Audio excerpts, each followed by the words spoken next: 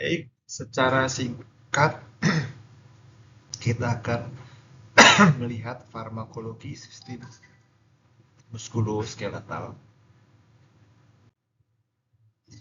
Ini adalah tujuan pembelajaran dari materi kuliah ini.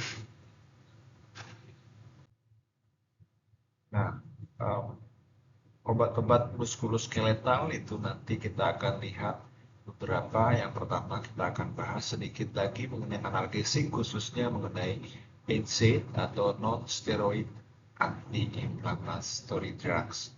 Kemudian kita akan lihat relaksan otot. Jadi ada beda dengan lumpuh otot yang kita sudah bahas sebelumnya. Lalu berikutnya kortikosteroid, ya, sudah kita bahas. Obat anti rematik, ada obat bifosfonat dan obat-obat untuk GOUT atau asam urat. Kita lihat analgesik dan NSAID. Analgesik ini adalah obat anti nyeri, NSAID anti inflamasi.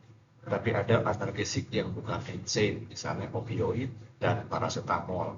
Ini paracetamol, ini NSAID.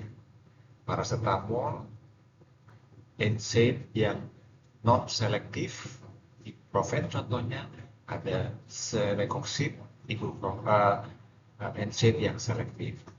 Mekanisme kerja dari ibuprofen atau celecoxib atau NSAID adalah menghambat COX-1 siklooksigenase suatu enzim, dan COX-2 ini akan mengurangi, hasilnya akan terjadi pengurangan prostaglandin sehingga nyeri dan peradangan akan berkurang.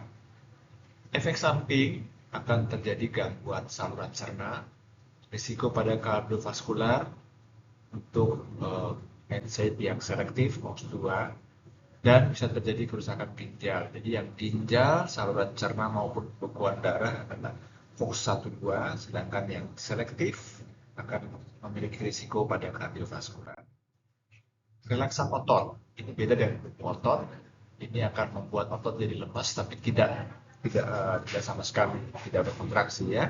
Contoh obatnya adalah baclofen, tizanidin, cyclobenzaprine, ini ya, menekan refleks spastisitas. Jadi dia yang tadinya spasme akan rileks. Tapi obat-obat yang merilekskan otot ini efek sampingnya adalah bisa ngantuk, tekanan darah turun, dan ototnya jadi lemah. Berikutnya adalah kortikosteroid. Jadi steroid akan menekan proses inflamasi atau peradangan. Contohnya prednison maupun metilprednisolon, dexamethasone, dan sebagainya. Yang ditekan adalah respon imun dan inflamasi atau peradangan. Apa yang bisa terjadi adalah osteoporosis, hiperglikemi, dan adrenal tersupresi. Ya, hiperglikemi, gula darah naik, dari kerapuhan. Jadi kalau orang-orang yang menggunakan kortikosteroid jangka lama, hati-hati bisa terjadi osteoporosis, hati-hati bisa terjadi peningkatan gula darah dan penekanan pada kelenjar adrenal. Berikutnya adalah obat anti rematik. Ini contoh obatnya adalah methotrexat, hidrokloroquine.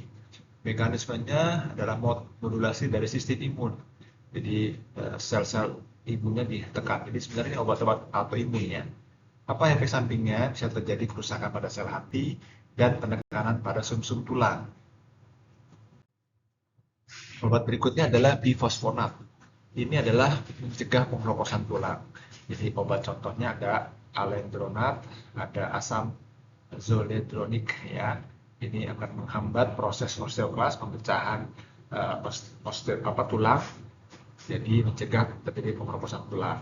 Efek sampingnya apa? Karena proses ini akan terjadi di korteks tulang, ini akan menyebabkan nyeri tulang, dan bahkan kadang-kadang ada nekrosis di tulang-tulang seperti di rahang.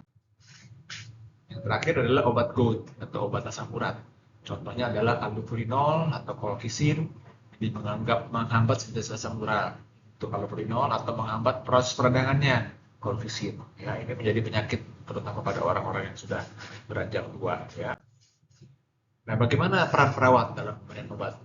Tentu pengkajian. Jadi harus tahu riwayat alergi, bagaimana fungsi ginjal, hati, dan interaksi obat, dan dimonitor tanda vital, skala nyeri, efek samping, terutama pada pemberian obat-obat anti nyeri atau anti inflamasi. Dan edukasi juga cara minum, misalnya bisfosfonat harus puasa, posisinya duduk, jangan menggunakan alkohol kalau menggunakan relaxan motor dan sebagainya. Jadi hal-hal yang seperti ini harus dibaca ulang, dilihat lagi pada lembar-lembar yang ada pada obat-obat yang tersedia. Ini adalah beberapa kasus yang saya minta untuk dibahas bersama. Pertama adalah wanita 65 tahun dengan OA atau osteoartritis lutut dapat ibuprofen. Ini non steroid, anti inflamasi yang non spesifik, 6 hari. Lalu jadi ulu hati. Kira-kira kenapa? Mual lalu fesesnya hitam. Kenapa bisa fesesnya hitam? Kira-kira apa masalahnya? Lalu kalau begitu apa alternatif obat? Lalu bagaimana edukasinya supaya tidak terjadi? Yang kasus kedua adalah pasien di emergensi setelah menggunakan 10 tablet siklobenzaprine untuk bunuh diri. Nah, apa yang dilakukan? Kenapa dia bisa menyebabkan depresi dan seterusnya? Ketiga, ini pasien autoimun lupus menggunakan prednison. 2 tahun dipakai terus, berat badannya naik 15 kilo, mudah memar, dan nyeri tulang belakang. Kira-kira apa yang terjadi pada pasien ini? Itu contoh-contoh soal yang dapat dibahas supaya nanti memahami apa obat-obat yang biasa digunakan dan bagaimana peran perawat dalam hal. Yang berikutnya adalah wanita 70 tahun osteoporosis dan diberikan alendronat setelah 3 bulan esofagusnya nyeri dan sulit menelan. Kenapa dia bisa terjadi iritasi? Bagaimana cara yang benar? Apa pemeriksaan? Nah, itulah yang harus dilakukan. Saya kira itu yang saya sampaikan. Terima kasih, semoga bermanfaat.